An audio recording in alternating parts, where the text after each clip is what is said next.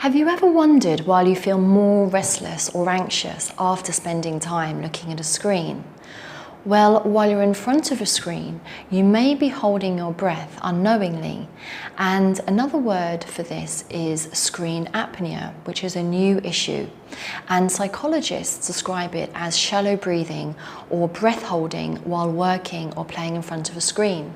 And they found that up to 80% of the people they monitored actually changed their breathing patterns or were holding their breath while working in front of a screen. So at the end of this video, I'm going to show you how you can test to see if you might suffer from screen apnea and 4 ways to avoid it.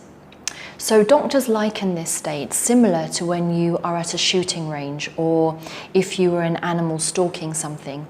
Your concentration is focused to the point of holding your breath because you don't want to make a wrong move or a mistake. And so in our everyday lives, this might happen regularly because when we're writing an email we don't want to make a mistake, or it might be while we're reading a news article or even playing a computer game.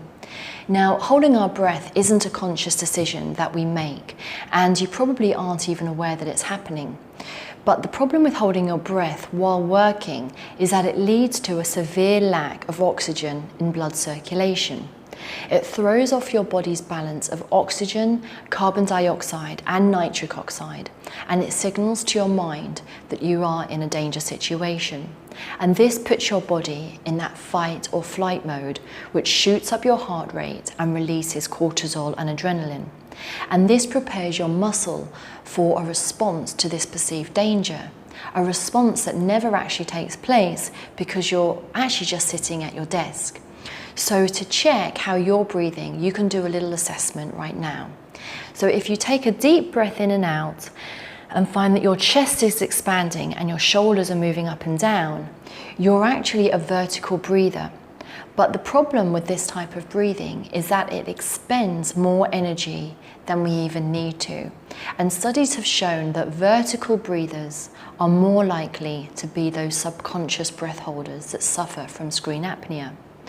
But if you take a deep breath and your shoulders and neck stay completely still and your midsection moves in and out, you're a horizontal breather. And this is better for us because by using our diaphragm, we ensure that more oxygen is being brought into the body. So here are 4 ways to avoid screen apnea and ensure you are breathing properly. And the first one is to practice deep breathing daily. Because if you're not used to horizontal breathing, it may even feel odd to start breathing this way as your body isn't used to it. But a good way to practice is before you go to sleep, because it also prepares your body and mind for a good night's rest.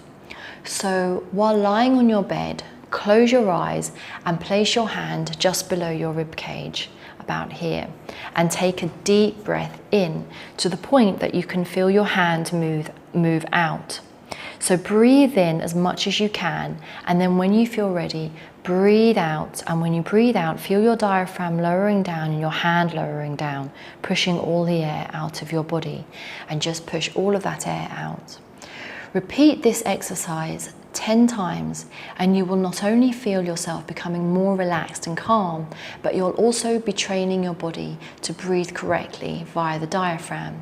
And once you get into the habit of practicing this every night, you could also try practicing the 10 deep breaths when you wake up too.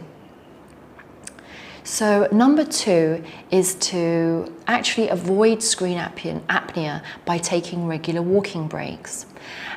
Because by going for walking breaks regularly, you actually take yourself out of that intense and hyper-focused state, and it also gets your body moving, encouraging circulation, and brings more oxygen into your bloodstream. The third method is to reduce screen time. So a recent study by the University of California found that stress levels in participants lowered when they were cut off from email, and participants also reported that a high amount of email is associated with a high level of stress. So one way to avoid this constant pressure is to schedule your email time into sections of your day. And rather than dipping in and out of your email all day and feeling that alertness every time you get an email notification, just turn off your email notifications and dedicate time slots just to email. So for instance, 2 hours in the morning just for email and 2 hours after lunch. And this means you can avoid that constant email stress for the whole day because you're separating it into 2 chunks. Number 4 is to laugh more, and this is a really an easy fun activity, but laughter actually releases stress and anxiety because it stimulates deep breathing, and that sudden increase in oxygen in the body stimulates the heart, lungs and brain. And it has also been shown to increase cell regeneration and even organ health. So laughter is a great tool, but if your office or your job isn't exactly the place all the time when you can have a good giggle, you can always make a point to watch funny programs or films at home, and this works just as well. So in summary, you may not realize that you've been holding your breath while working or looking at a screen, but by being aware of this and practicing deep breathing daily could really help lower stress and feelings of anxiousness. And the tips I've given might sound like a lot of work at first, but consider what it would be like to finish a long day spent in front of a computer screen, feeling rested and relaxed, rather than exhausted, anxious, and scattered. And if you practice these tips daily, they can eventually become a habit, and in turn, your way of life. So I really hope this video helped you, and if you would like to learn more about how I help high achievers overcome self-criticism and anxiety to excel their mental and physical health, then book a free strategy call with me in the link below.